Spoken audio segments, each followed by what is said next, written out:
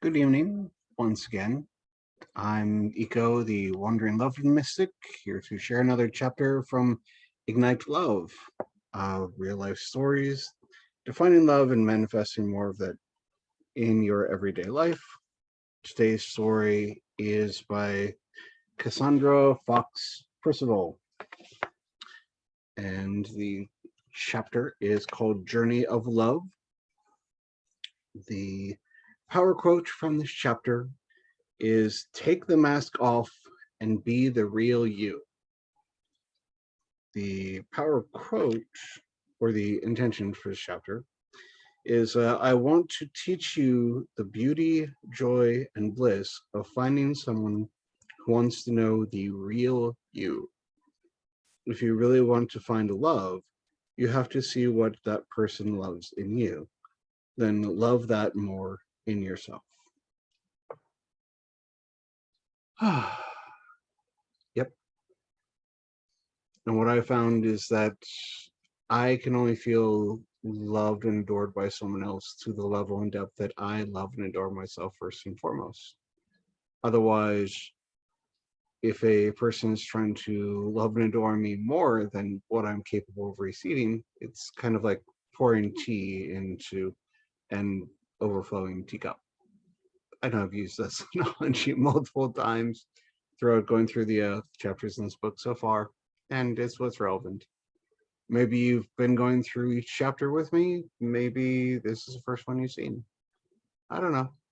So I'll keep utilizing it as it seems relevant. On to the story. All of my life, I never opened my heart up to love. I was always afraid of showing my real self and not being lovable. In my mind, it was safer if I never showed my true face to lovers. I was always happy-go-lucky and fun, but never the real me. Relationships were light and easy, but they never quite connected on a deeper level. I had only one long relationship in my life, and it was with a beautiful Italian man. He was handsome, intellectual, a Baroque musician, and a food and wine connoisseur. We lived in Thailand and had a great time playing music, traveling the world, drinking fine wine, eating amazing food, and talking about the meaning of life. Unfortunately, at the time, I hadn't truly discovered what love was, and therefore part of our relationship lacked true passion. It was a beautiful friendship for 7 years, which helped me grow immensely, and I will be forever grateful for the time that we had together. Eventually, we split, and although it was my choice, I still felt broken and confused about what love really was. 4 years ago, I decided to go on a journey and write a book about love. My home base was Thailand, but within 6 months holidays, but with 6 months holidays a year, the research for my book mostly took place in India, Greece, Spain, Portugal, and Cuba. Okay, traveling around, looking for love. I began in India and purged my very tarnished soul in the Indian hilltops for a few months. It was there I learned to love meditation and dance. Then I passed through the small islands of Santorini, Greece, for a small, promiscuous midlife crisis, where thankfully all the men looked like Greek statues. There, I learned to love my body and study the art of being desired. A year later, I went to Spain, where my heart finally got its first taste of grown-up love. Physically and emotionally, it was intoxicating. But the intoxication was not sustainable because of his mental illness. I went on to experience love again, but it was always missing something.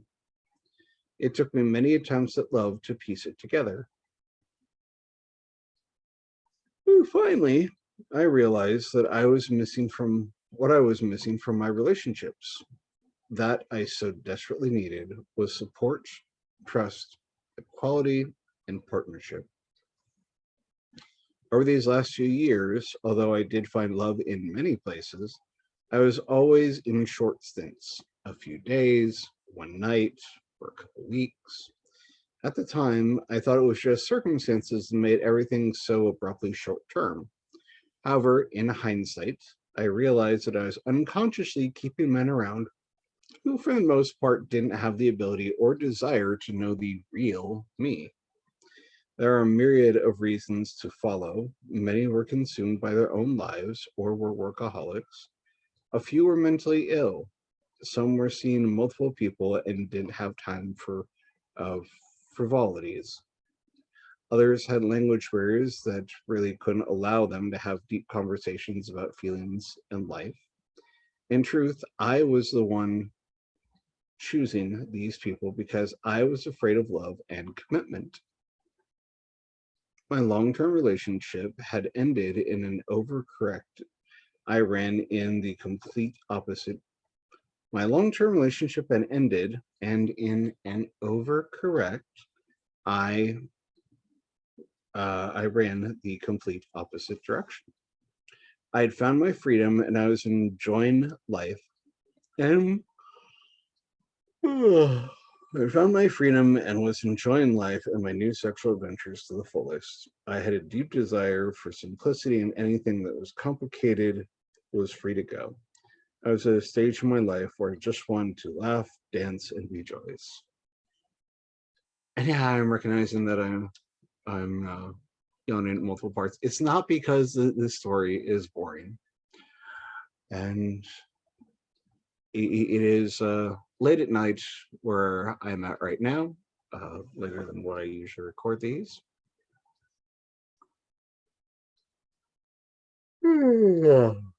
And I wanted to get back to actually going doing these because it's been a little bit of a break since the last chapter in this one, and I am committed to getting through this with you, one day at a time, one story at a time. If I did choose men for longer than a couple days, which was rare, there were people who just fit into my life without me having to change anything, kind of like a Ken doll. I would travel, do, and see everything I wanted, and they came along for the ride. It was a way for me to keep my freedom and have companionship at the same time. The problem was the people who had this kind of freedom to fit into my life were not exactly the right kind of people for partnership. They were, in essence, just people who had a lot of free time on their hands. We had great fun, it was easygoing, but we never connected on a deeper level. A few months ago, another broken heart because someone didn't have time for me to fit in their busy schedule. I'd written in my journal that I was ready for a change and wanted someone to make longer term magic with me. I had written, I want another amazing human being who's leading their own interesting life, stands on their own 2 feet, and wants to come together with me and make magic. Send me someone who enriches my every day for the better and has time and desire for me to be in their life. A person who is as excited to see me as I am them. In my mind, I couldn't really decide what longer meant, but I thought a few months would be nice. It was almost as if I had put all the good karma I'd been collecting into one lottery ticket purchased from the universe. Dear universe, give me the best you got. It sent me Apollo. There's another god. Release the name of a god, Apollo. We met at a club one night, and I sat down to have a cigarette next to him. Hey, do you have a light? He gallantly pulled out a lighter from his pocket and lit my cigarette. Thanks, I said. You live here? Yep, he replied. You? Yep.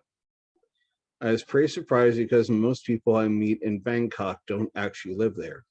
Where are you from? I said. Guess. He smiled.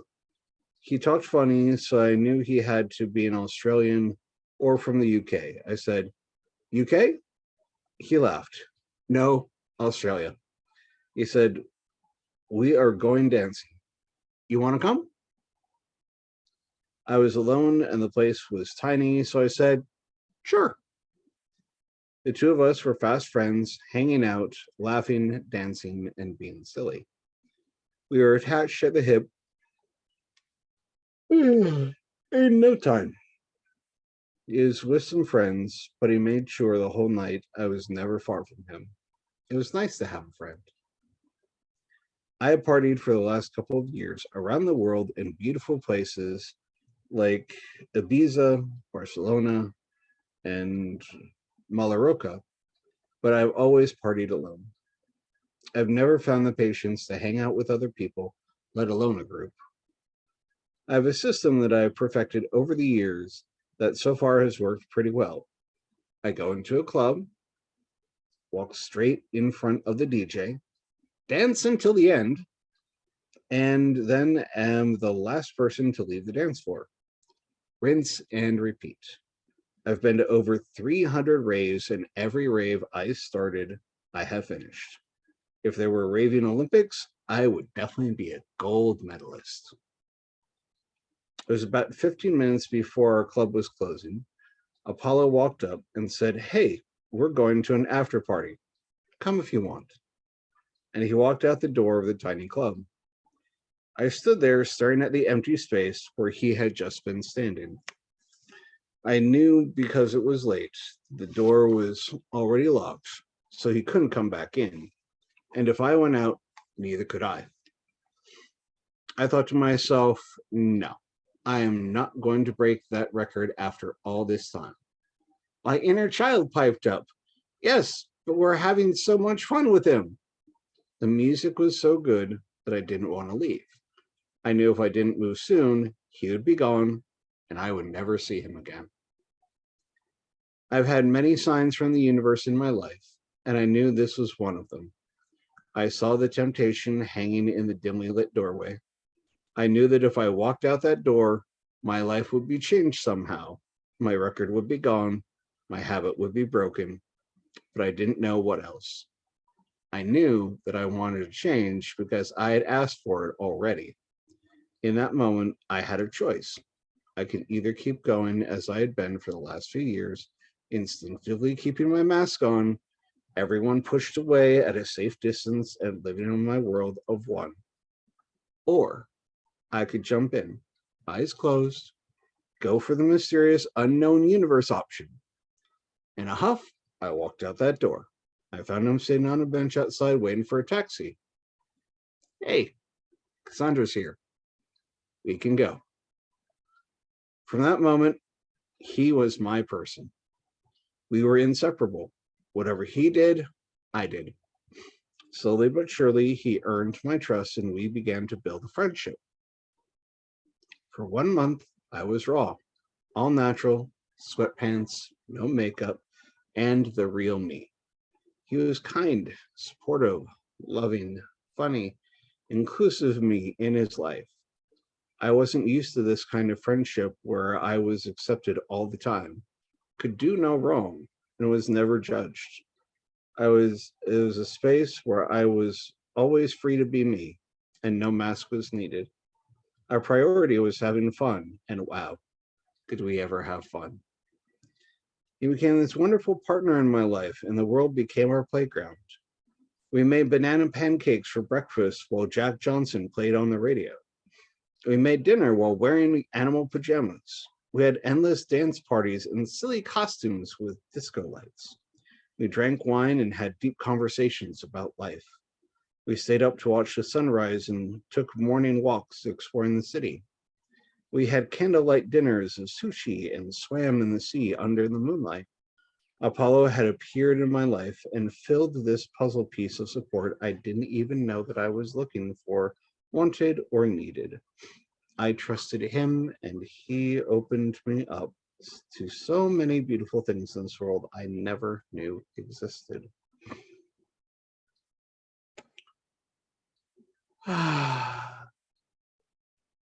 It's wonderful helping a person open up or having the help to be opened up yourself. It's quite an amazing process either way. The first thing he taught me was friendship. Through his trust, I was able to open a space where I felt comfortable enough to have friends be my authentic self. I was an only child, and growing up, my mother was always my best friend. Since then, I had spent my entire life by myself or with a lover because it was all I knew. No one had ever painted a different picture for me until the day Apollo came along with his boatload of friends. Truthfully, I probably would have run away if he hadn't been there by my side. He held my hand as I tiptoed uneasily into the world of friends. At first, I watched from a distance, unsure of the situation, but little by little, these beautiful people impressed me with their love and acceptance. My previous misconceptions about groups, friends, and young people slowly began to disappear. Our collection of eclectic friends was away from their loved ones, so we created our own family. Yay for chosen family. We did so many fun things, like having home-cooked dinners at each other's houses and baking cakes at all hours of the night. We had impromptu dress-up parties. Our friend had a box of silly costumes with giant sombreros, silly hats, and colorful wigs that we needed very low excuse to get out and use any day of the week. We would come together and dance all night with great joy. I had not found these friends by myself, but I did ask the universe to please surround me with good people who kept my vibration high. Yay. I realized there's so much more love to give in the world when you open yourself to platonic love in addition to physical love. I had never in my mind distinguished those two things before. I learned from these great masters of what can happen when I'm in a trusting and caring environment. I felt myself expand and become a more kind and loving human being. If I ever became afraid or worried I wasn't able to receive this love, those feelings would always pass. And with time and patience, I realized I wasn't those fears anymore. Next, he taught me love. Eventually, our friendship turned into romance. It was a bridge I didn't want to cross because I was so happy with my new friends. I didn't want to jeopardize these new beautiful people in my world if something went wrong. Common thing with the feminine, like, I don't want to date you because I don't want to ruin this great friendship. On one hand, I understand. On the other hand, some may miss opportunities. And just because a relationship, a romantic relationship comes to an end, it is still possible to have a friendship afterwards. It really is. Takes some skills, takes some work, and it can still be done. It's something I've managed to figure out how to do with some people that I've been with.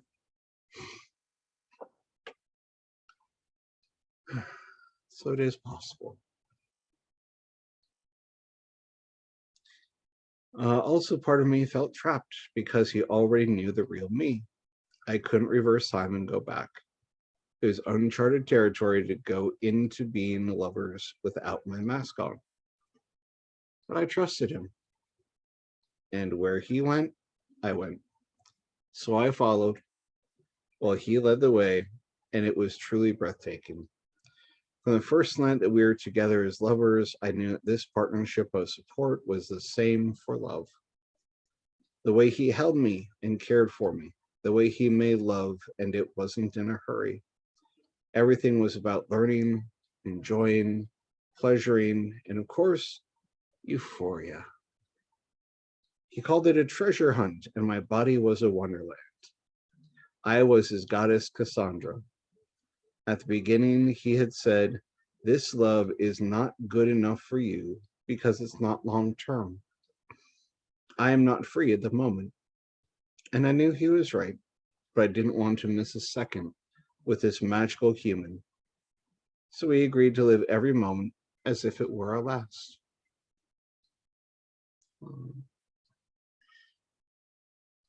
My romantic. I love that idea. When I had feared most, being in love without my mask on ended up being one of the most liberating experiences of my life. I was so deeply connected with this human who was not only accepting of me, but loved every part of me and daily wanted to know more. This connection was only able to happen because I was being my true self. He taught me how to live in the moment and be liberated. It was here I learned to let go and be me. Anything with this human was an adventure because we believed in each other. He loved everything about me and always thought my crazy ideas were awesome. Should we whirl in circles until we fall down? Sure, he would say. Should we pretend it's Christmas and decorate the houseplants with Christmas ornaments in summer? Okay.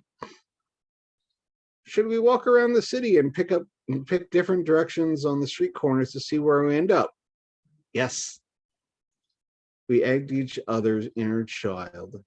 We egged each other's inner child to be free. I felt like I could do no wrong. He was my biggest fan and truly believed his life was better because I was in it and I felt the same way. Yay. Let the inner children have fun and be free. Life doesn't have to be so serious all the time. I was building a stronger confidence in myself with him by my side.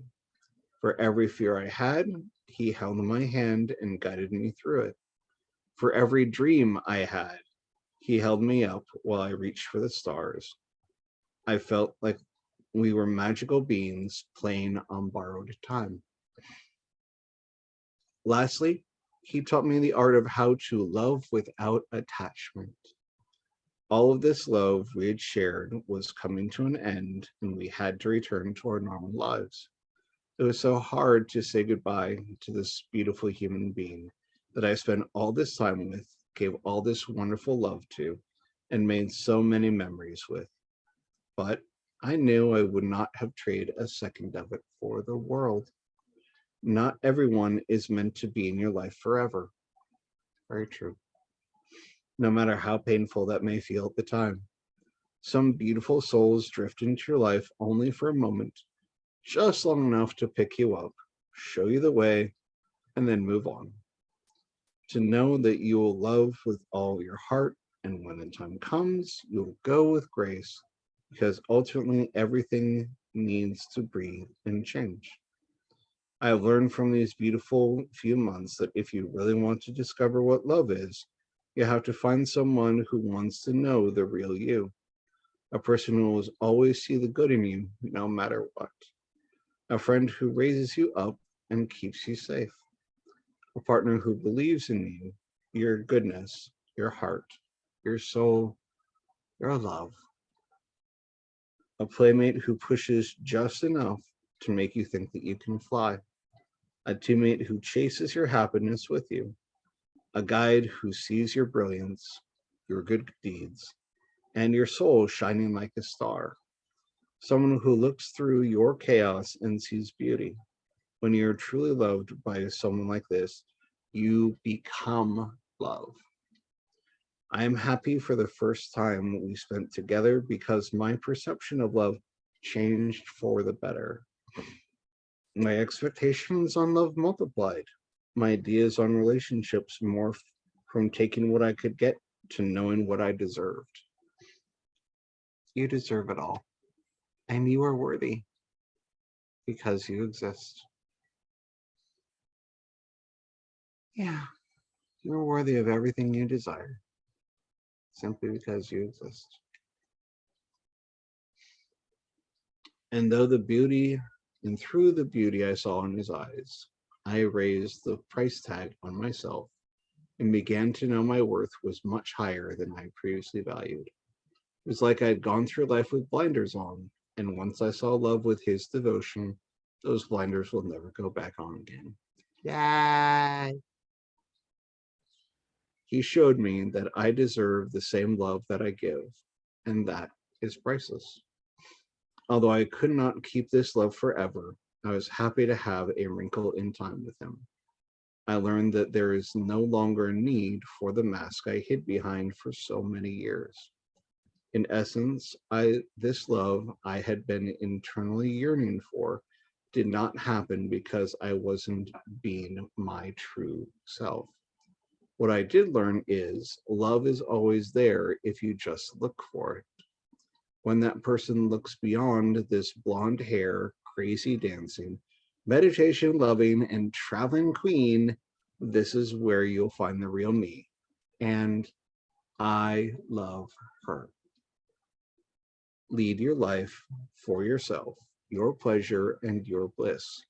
Forgive yourself for the past, and give yourself permission to be happy. I give you permission to be happy.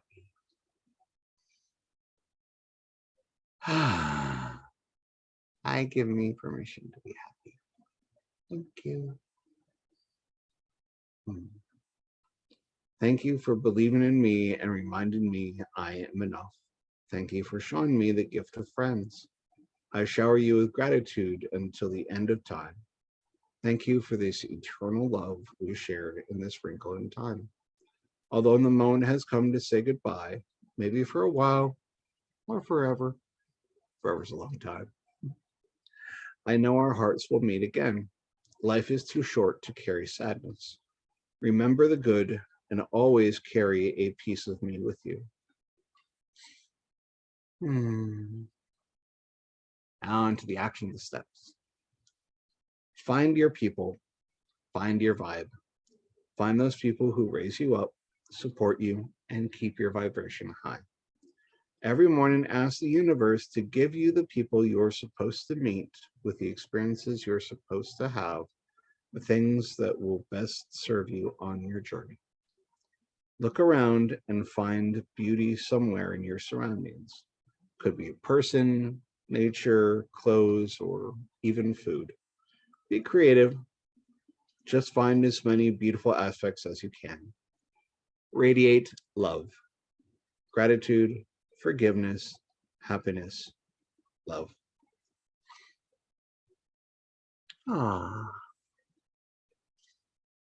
And thank you for joining me once again on going through Figuring Out Love. And I will see you again for the next chapter next time. You are loved. All is well. Bye for now.